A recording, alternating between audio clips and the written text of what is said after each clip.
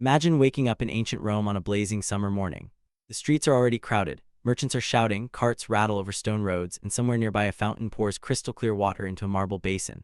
To modern eyes, it looks like the perfect symbol of civilization. Historians often tell us that Rome had the greatest water system the ancient world had ever seen.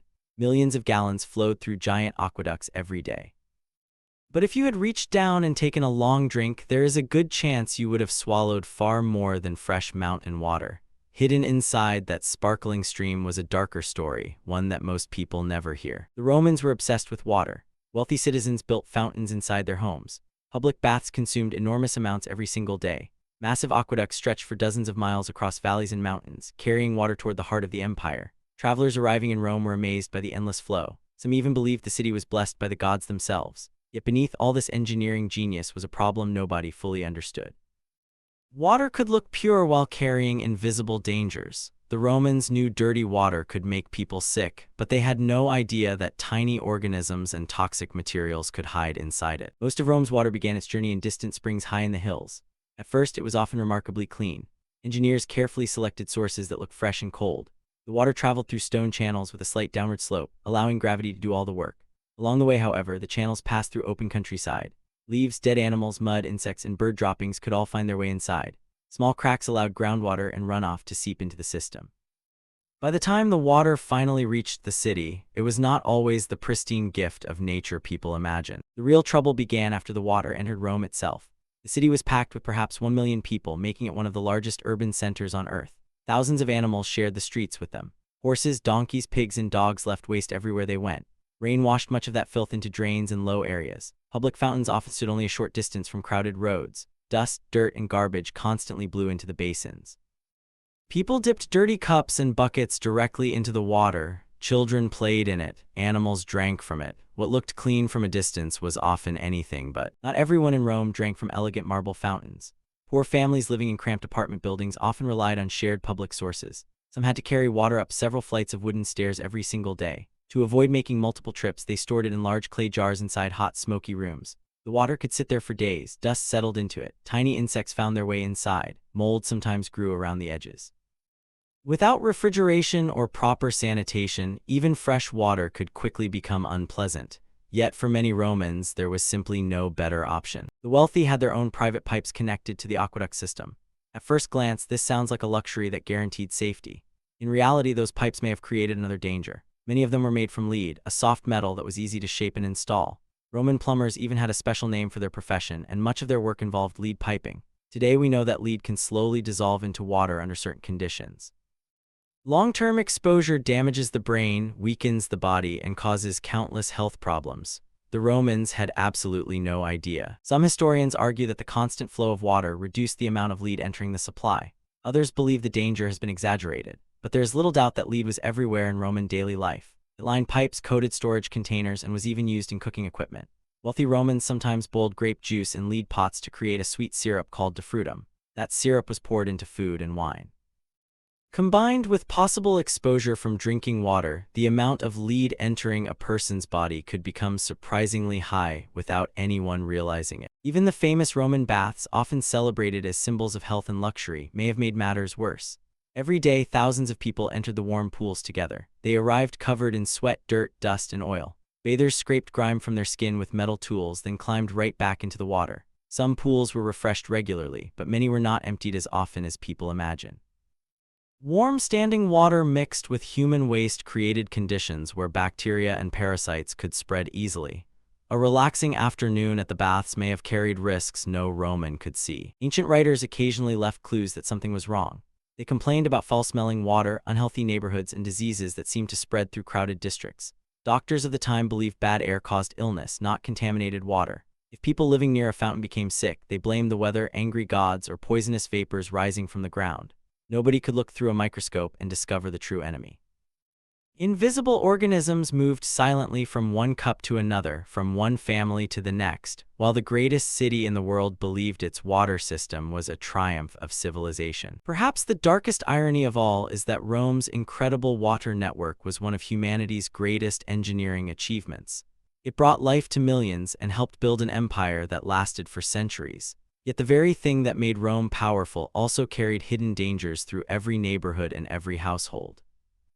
A poor laborer filling a clay jug, a wealthy senator sipping wine mixed with water, a child playing beside a public fountain, none of them could know that the clear liquid before them might contain disease, parasites, or even slow-acting poison. And as we will discover next, the place where much of that water ended its journey was even more horrifying than where it began. By the time water reached the heart of ancient Rome, its journey was far from over. Most people imagine neat stone fountains and elegant marble pools, but the city itself was chaotic beyond belief. More than 1 million people lived inside crowded neighborhoods where buildings leaned over narrow streets. Every morning, servants emptied chamber pots from upper windows, often dumping their contents directly into the road below. Rainwater mixed with human waste and carried it through the city. Somewhere nearby, a public fountain continued pouring fresh water, only a few steps away from the filth. The Romans built an impressive sewer system, but it was never designed to keep the entire city perfectly clean. The famous Cloaca Maxima carried away enormous amounts of waste, yet many smaller streets had little drainage at all. Mud, garbage, animal dung, and rotting food piled up day after day. During heavy rain, dirty water flooded across the roads before disappearing into drains. Public fountains often sat in these same neighborhoods. Buckets placed on the ground picked up dirt from people's hands and feet before being dipped into the clean supply.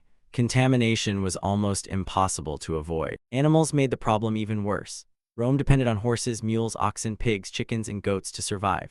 Thousands wandered through the city every single day. Their waste covered the roads from dawn until nightfall. Market districts smelled of blood from butcher stalls and fish left too long in the heat. Flies gathered by the thousands, landing first on rotting meat and then on food and water containers. Nobody understood how insects could spread disease. To the average Roman citizen, flies were simply another unpleasant part of city life. For poor families living in the towering apartment blocks known as insulae, collecting water was exhausting. A mother might walk several streets carrying heavy clay jars, waiting her turn beside a crowded fountain. The basin was touched by dozens of strangers every hour. Workers washed dirty hands after handling animals. Children splashed in the water to cool off. Dogs drank from the edge.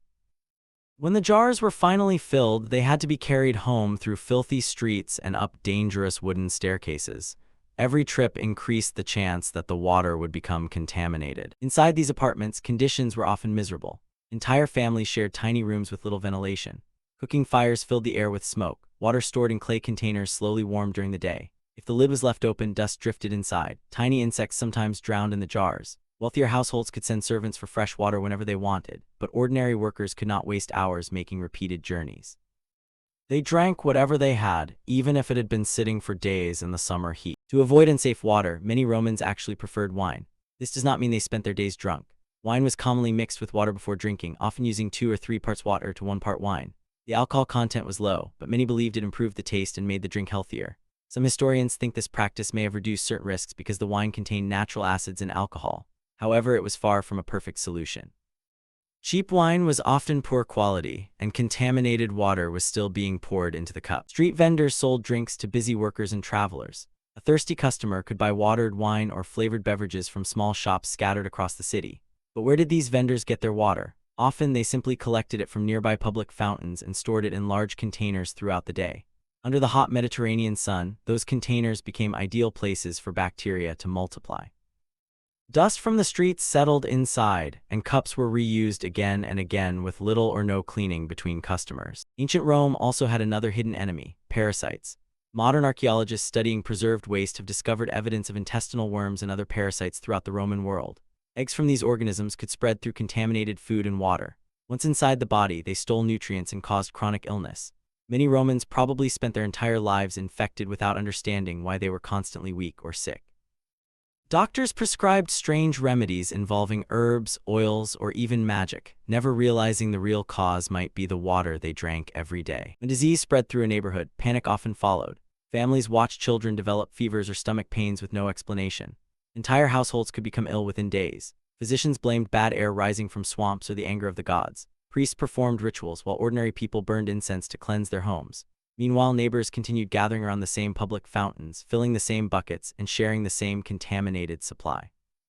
The invisible source of the problem remained untouched because nobody could imagine that clear water itself might be the enemy. Looking back, it is easy to admire Rome's magnificent aqueducts and towering fountains, but for the ordinary citizen, the final part of the water's journey was often the most dangerous. A system designed to bring life into the city had to pass through streets overflowing with waste, animals, insects, and disease. Every cup of water carried a silent gamble. It might refresh you after a long day of work, or it might deliver parasites and sickness that would stay with you for years. And for those lucky enough to avoid disease, another hidden poison was waiting inside the homes of the rich. For centuries, people have wondered whether one of the greatest empires in history was quietly poisoning itself. The Romans believed lead was a miracle material. It was soft, easy to shape, and resistant to rust. Plumbers used it for pipes, builders used it for roofs, craftsmen made cups, cooking pots, and storage containers from it. If you walked through a wealthy Roman villa, chances are you would be surrounded by lead without even realizing it. To the people of Rome, it represented progress. To modern science, it raises a terrifying question. A rich Roman family often enjoyed a private connection to the city's aqueduct system. Water flowed directly into fountains, gardens, and household basins through lead pipes hidden beneath the floors and walls. Guests would admire the endless stream pouring into decorative pools. It looked luxurious, almost magical. But unlike today, nobody tested the water for contamination. Every sip passed through metal that we now know can release toxic particles under certain conditions. The danger was invisible, completely tasteless, and impossible for an ordinary citizen to detect. Modern historians still debate exactly how much lead entered the Roman water supply. Some researchers believe mineral deposits inside the pipes created a protective layer that reduced contamination. Others argue that the effect was not enough to eliminate the risk. What nobody questions is that lead surrounded Roman daily life. Water was only one possible source. The average citizen may have encountered the metal dozens of times every single day. Even if the pipes released only a small amount, those exposures could slowly add together over many years. Perhaps the strangest source of lead was not the water itself, but Roman cooking. Wealthy families loved sweet flavors, and one of their favorite ingredients was a thick syrup called defrutum. It was made by boiling grape juice for hours until it became concentrated and rich. The problem was that many cooks prepared it inside large lead vessels. The acid in the grapes reacted with the metal, creating compounds that made the syrup even sweeter. Without knowing it, Roman cooks may have been producing a dangerous poison and serving it at expensive banquets. Picture an evening feast inside the home of a powerful senator. Golden lamps flicker against painted walls. Servants carry roasted meats, fresh bread, olives, and cups of wine. The wine itself is mixed with sweet grape syrup prepared in lead pots. Guests laugh, drink, and celebrate their success, believing they are enjoying the finest food in the empire. Meanwhile, tiny amounts of lead enter their bodies with every course. No strange taste warns them. No immediate pain tells them to stop. The poison works slowly, year after year. Today, doctors know that long-term lead exposure can damage the brain, kidneys, and nervous system. It can affect memory, mood, and decision-making. Children are especially vulnerable because their developing brains absorb the metal more easily. The Romans understood none of this. If a wealthy citizen became forgetful or irritable, people blamed old age, stress, or bad luck. If a child struggled to learn, nobody would suspect the family's own kitchen. The greatest danger was not that lead killed quickly. It was that it quietly changed people without them noticing. Lead was not the only hidden threat carried by Roman water. Storage tanks often collected sediment from the aqueducts. Dirt, tiny stones, and organic material settled at the bottom over time. If the tanks were not cleaned regularly, the buildup could become thick and foul. Workers occasionally entered these reservoirs to remove the sludge by hand, but the process was difficult and expensive. During storms or repairs, the sediment could be stirred up and flow back into the water supply, sending clouds of contamination through the city's pipes and fountains. Even public fountains, symbols of Roman engineering, were not always as safe as they appeared. Some fountains ran continuously, but others slowed during repairs or droughts. Stagnant pools formed around their bases where algae and insects thrived. Birds perched on the stone edges and left droppings behind. Animals wandered close to drink from the overflow channels. Children often played around the water, splashing and washing themselves after long days in the dusty streets.